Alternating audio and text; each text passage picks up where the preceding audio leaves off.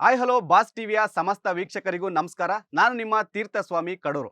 Cricket ಅಭಿಮಾನಿಗಳಿಗಂತೂ ಈಗ shock ಮೇಲೆ shock ಅಂತಾನೆ ಹೇಳ್ಬೋದು. ಏನಕ್ಕೆಂದ್ರೆ ಒಂದ್ ಕಡೆ ರೋಹಿತ್ ಶರ್ಮಾ ಟೆಸ್ಟ್ ಕ್ರಿಕೆಟ್ಗೆ ನಿವೃತ್ತಿ ಘೋಷಣೆ ಮಾಡಿದ್ದಾರೆ. ಮತ್ತೊಂದ್ ಕಡೆ ಕಿಂಗ್ ಕೊಹ್ಲಿ ಕೂಡ ಇಂದು ರಿಟೈರ್ಮೆಂಟ್ ಪಡೆದಿದ್ದಾರೆ ಟೆಸ್ಟ್ ಕ್ರಿಕೆಟ್ನಿಂದ. ಸೊ ಈ ಒಂದು ಶಾಕ್ಗಳ ಬಗ್ಗೆ ಮಾತನಾಡೋದಕ್ಕೆ ನಮ್ಮ ಜೊತೆ ಇದ್ದಾರೆ ಬಾಸ್ ಟಿವಿಯ ಮುಖ್ಯಸ್ಥರಾದಂಥ ಕಿರಣ್ ಕುಮಾರ್ ಡಿ ಕೆ ಅವರು. ಸರ್, ಕಾರ್ಯಕ್ರಮಕ್ಕೆ ಸ್ವಾಗತ. ನಮಸ್ಕಾರ. ಸರ್, ಒಂದ್ ಕಡೆ ಫ್ಯಾನ್ಸ್ಗೆ ಇದು ಡಬಲ್ ಶಾಕ್ ಅಂತಾನೆ ಹೇಳ್ಬೋದು. ಅಂದ್ರೆ ಇಬ್ರು ಸ್ಟಾರ್ ಬ್ಯಾಟ್ಸ್ಮನ್ಗಳು ಅಟ್ ಎ ಟೈಮ್ ಅಂದ್ರೆ ಒಂದು ವಾರದಲ್ಲಿ ರಿಟೈರ್ಮೆಂಟ್ ಘೋಷಣೆ ಮಾಡಿದ್ದಾರೆ. ಸೊ ಇದು ಯಾವ ರೀತಿ ನಮ್ಮ ಭಾರತ ಕ್ರಿಕೆಟ್ ತಂಡಕ್ಕೆ ಎಫೆಕ್ಟ್ ಕೊಡುತ್ತೆ, ಅವರ ರಿಟೈರ್ಮೆಂಟ್ಗೆ ಏನು ಕಾರಣ ಏನಿರ್ಬೋದು, ಇದ್ರ ಬಗ್ಗೆ ಏನ್ ಹೇಳ್ತೀರಾ ಸರ್?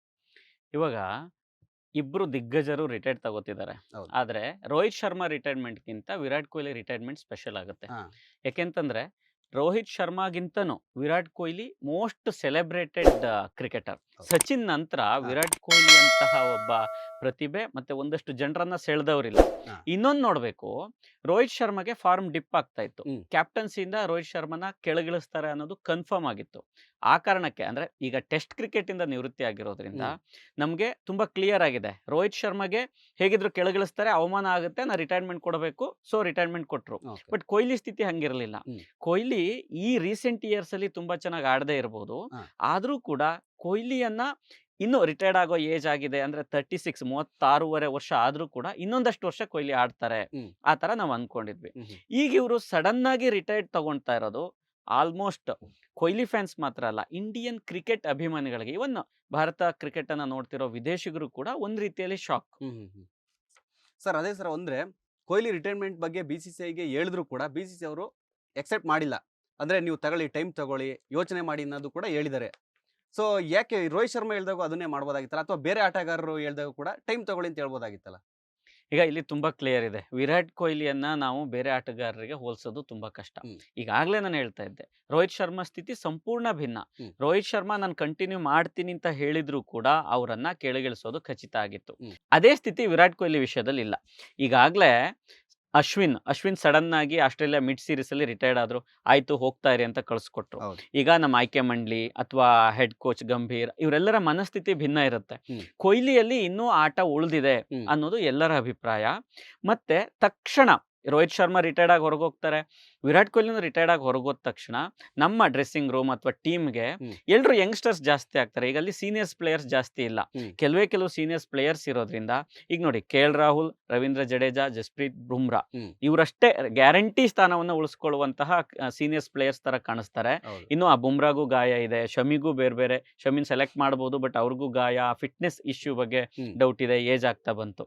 ಈ ಎಲ್ಲ ಕಾರಣಕ್ಕೆ ಒಬ್ಬ ತುಂಬಾ ಮೆಚ್ಯೂರ್ಡ್ ಆಗಿ ಅದರಲ್ಲೂ ಕೂಡ ಇಂಗ್ಲೆಂಡ್ ಅಲ್ಲಿ ಹೋಗಿ ಕ್ರಿಕೆಟ್ ಆಡೋದು, ಅಲ್ಲಿ ಗೆಲ್ಲೋದು ಅಷ್ಟು ಈಸಿ ಇಲ್ಲ. ಯಾಕೆಂದ್ರೆ ನಾವು ಸದಾ ನೋಡಿದೀವಿ, ನಮ್ಮ ಸಬ್ ಕಾಂಟಿನೆಂಟ್ ಅದರಲ್ಲೂ ಕೂಡ ಇಂಡಿಯಾದಲ್ಲಿ ನಾವು ಈಸಿಯಾಗಿ ಗೆದ್ದು ಬಿಡ್ತೀವಿ. ಹೊರ ರಾಷ್ಟ್ರಗಳಲ್ಲಿ ಅದು ಸೀಮಿಂಗ್ ಸ್ಪೀಡ್ ಪಿಚ್ಗಳಲ್ಲಿ ಅಷ್ಟು ಈಸಿ ಇಲ್ಲ.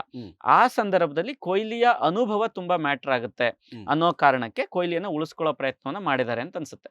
ಓಕೆ, ಅದೇ ಸರ್, ಇನ್ನೊಂದೇನಂತಂದ್ರೆ ಕ್ರಿಕೆಟ್ ಅಭಿಮಾನಿಗಳು ಕೂಡ ಅದನ್ನೇ ಹೇಳ್ತಿದ್ದಾರೆ, ರಿಟೈರ್ಮೆಂಟ್ ಇಷ್ಟು ಬೇಡವಾಗಿತ್ತು, ಇಷ್ಟು ಬೇಗ ಬೇಡವಾಗಿತ್ತು. ಇನ್ನೂ 2-3 ವರ್ಷ ಕೊಹ್ಲಿಗೆ ಕೆಪಾಸಿಟಿ ಇತ್ತು, ಫಿಟ್ನೆಸ್ ಕೂಡ ಇತ್ತು. ಆದ್ರೂ ಕೂಡ ಏನಕ್ಕೆ, ಯಾವ ಕಾರಣಕ್ಕೆ ಕೊಹ್ಲಿ ರಿಟೈರ್ಮೆಂಟ್ ತಗೊಂಡು? ಈಗ ಒಂದಷ್ಟು ರೀಸನ್ಸ್ ಅನ್ನ ನೋಡೋಣ. ಮೊದಲನೇದಾಗಿ ಕೊಹ್ಲಿಗೆ ಅನ್ಸಿದೆ, ಯಾಕೋ ನನ್ನ ಆಟ ಡೌನ್ ಆಗ್ತಾ ಇದೆ, ನಾನು ರಿಟೈರ್ಡ್ ತಗೋಬೇಕು ಅಂತ ಅನ್ಸಿರಬಹುದು. ಅದ್ರ ಆಚೆಗೆ ನೋಡೋದಾದ್ರೆ 36 ವರ್ಷ, ಹೌದು, ಅದು ಬಹಳ ಇಂಪಾರ್ಟೆಂಟ್. ಯಾಕಂದ್ರೆ ಅವರಲ್ಲೇ ಒಂದಷ್ಟು ಪ್ರಶ್ನೆಗಳು ಹುಟ್ಕೋತವೆ. ಈಗ ಆಸ್ಟ್ರೇಲಿಯಾ ಸೀರೀಸ್ ಅಲ್ಲಿ ಕೊಹ್ಲಿ ಪರ್ಫಾರ್ಮೆನ್ಸ್ ಅಷ್ಟು ಚೆನ್ನಾಗಿರಲಿಲ್ಲ. ಈಗ ಅಲ್ಲಿ 5 ಮ್ಯಾಚ್ಗಳನ್ನಾಡಿ ಅದರಲ್ಲಿ 190 ರನ್ ಅಷ್ಟೇ ಹೊಡೆದಿದ್ದು. 190 ರನ್ ಅಲ್ಲೂ ಕೂಡ ಫಸ್ಟ್ ಮ್ಯಾಚ್ ಅಲ್ಲಿ ಅವ್ರು ಸೆಂಚುರಿ ಹೊಡಿತಾರೆ. ನೆಕ್ಸ್ಟ್ 4 ಮ್ಯಾಚ್ ಇಂದ ಕೊಹ್ಲಿ ಹೊಡೆಯೋದು ಜಸ್ಟ್ 85 ರನ್ಸ್. ಅಂದ್ರೆ ಅಲ್ಲಿ 16 ಪ್ರಶ್ನೆಗಳಿರುತ್ತೆ. ಅಯ್ಯೋ, ನನ್ನ ರಿಟೈರ್ಮೆಂಟ್ ಏಜ್ ಅಥವಾ ನಂಗೆ ಏಜ್ ಆಗ್ತಾ ಬಂತು, ಯಾಕೆ ಆಡಕ್ ಆಗ್ತಾ ಇಲ್ಲ, ಇಲ್ಲೇ ನಾನು ಡಾಮಿನೇಟ್ ಮಾಡಿದ್ದೆ ಆದ್ರೆ ಇವಾಗ ಡಾಮಿನೇಟ್ ಮಾಡಕ್ ಆಗ್ತಾ ಇಲ್ಲ, ಈ ರೀತಿ ಪ್ರಶ್ನೆಗಳು ಕೊಹ್ಲಿಗೆ ಹುಟ್ಕೊಂಡಿದ್ದಾವೆ. ಅದನ್ನ ರೀಸೆಂಟ್ ಇಂಟರ್ವ್ಯೂ ಅಲ್ಲಿ ಕೊಹ್ಲಿ ಹೇಳಿದ್ದಾರೆ ಕೂಡ. ಇದು ಒಂದು ಏಜು ಮತ್ತು ಆ ಪರ್ಫಾರ್ಮೆನ್ಸ್ ಅನ್ನೋದು ಮ್ಯಾಟರ್ ಆಗುತ್ತೆ. ಅದಾದ್ಮೇಲೆ ಫ್ಯಾಮಿಲಿಗೆ ಟೈಮ್ ಕೊಡೋ ಬಗ್ಗೆ ಅವ್ರು ಆಲೋಚನೆ ಮಾಡಿರ್ಬೋದು. ಯಾಕೆಂತಂದ್ರೆ ಇತ್ತೀಚೆಗೆ BCCI ಒಂದು ನಿರ್ಧಾರವನ್ನ ತಗೊಳುತ್ತೆ, ಯಾವುದೇ ಪ್ಲೇಯರ್ ಆದ್ರೂ, ಅವ್ರು ಎಂತ ಸ್ಟಾರ್ ಇರ್ಲಿ, ಯಾವುದೇ ಪ್ಲೇಯರ್ ಆದ್ರೂ ಕೂಡ ಅವರು ಅವರ ಪತ್ನಿ ಅಥವಾ ಗರ್ಲ್ ಫ್ರೆಂಡ್ ಅನ್ನ ಒಂದಷ್ಟು ದಿನಗಳ ಮಟ್ಟಿಗಷ್ಟೇ ಅವ್ರ ಜೊತೆ ಇರಿಸ್ಕೋಬಹುದು. ಮತ್ತೆ ಟ್ರಾವೆಲಿಂಗ್ ಅನ್ನ ಮಾಡ್ಬೇಕಾದ್ರೆ ಅಥವಾ ಟ್ರೈನಿಂಗ್ ಸೆಷನ್ ಗಳಿಗೆ ಅವಾಗ ಎಲ್ಲದಕ್ಕೂ ಬರ್ಬೇಕಾಗುತ್ತೆ. ಟ್ರಾವೆಲಿಂಗ್ ಅನ್ನ ಟೀಮ್ ಯೂನಿಟ್ ಅಲ್ಲೇ ಒಟ್ಟಿಗೆ ಟ್ರಾವೆಲಿಂಗ್ ಮಾಡಬೇಕು. ಈ ತರ ಒಂದಷ್ಟು ನಿರ್ಬಂಧಗಳನ್ನ ವಿಧಿಸುತ್ತೆ. ಅದು ಕೊಹ್ಲಿ ಅಂತವ್ರಿಗೆ ಹ್ಮ್. ಅಷ್ಟು ಕಂಫರ್ಟ್ ಆಗದೇನೂ ಇರಬಹುದು. ಹ್ಮ್. ಯಾಕೆಂದ್ರೆ ಈಗ 2 ಮಕ್ಕಳ ತಂದೆ, ಹೌದು. ನಾನು ಫ್ಯಾಮಿಲಿಗೆ ಒಂದಷ್ಟು ಟೈಮ್ ಕೊಡಬೇಕು ಹ್ಮ್. ಅನ್ನೋ ವಿಚಾರಗಳು ಕೊಹ್ಲಿಗೆ ಬಂದಿರಬಹುದು. ಹೌದು. ಇನ್ನೊಂದು ಈಗಾಗಲೇ ಮಾತಾಡೋದು ಈ ರೋಹಿತ್ ಶರ್ಮಾ ವಿಚಾರ. ಹ್ಮ್. ಯಾವ ರೀತಿಯಲ್ಲಿ ರೋಹಿತ್ ಶರ್ಮಾ ಸ್ವಲ್ಪ ಯಾಮಾರಿದ್ರೆ ಹ್ಮ್. ಅವ್ರೀಗ ಅವಮಾನ ಆಗಿ ಹೊರಗೆ ಹೋಗ್ಬೇಕಾಗಿತ್ತು. ಹಾ. ಅಂದ್ರೆ ಅವ್ರನ್ನ ಕ್ಯಾಪ್ಟನ್ಸಿಯನ್ನು ಕೊಡದೆ, ತಂಡಕ್ಕೆ ಸ್ಥಾನವನ್ನು ಕೊಡದೆ ಅವ್ರನ್ನ ಹೊರಗೆ ಬಿಡೋ ಚಾನ್ಸ್ ಇತ್ತು. ಹ್ಮ್. ಆ ರೀತಿಯ ಸ್ಥಿತಿ ನನ್ಗೆ ಬರೋದು ಬೇಡ ಅಂತ ಕೂಡ ವಿರಾಟ್ ಕೊಹ್ಲಿ ಥಿಂಕ್ ಮಾಡಿರೋ ಚಾನ್ಸಸ್ ಜಾಸ್ತಿ ಇರುತ್ತೆ. ಓಕೆ.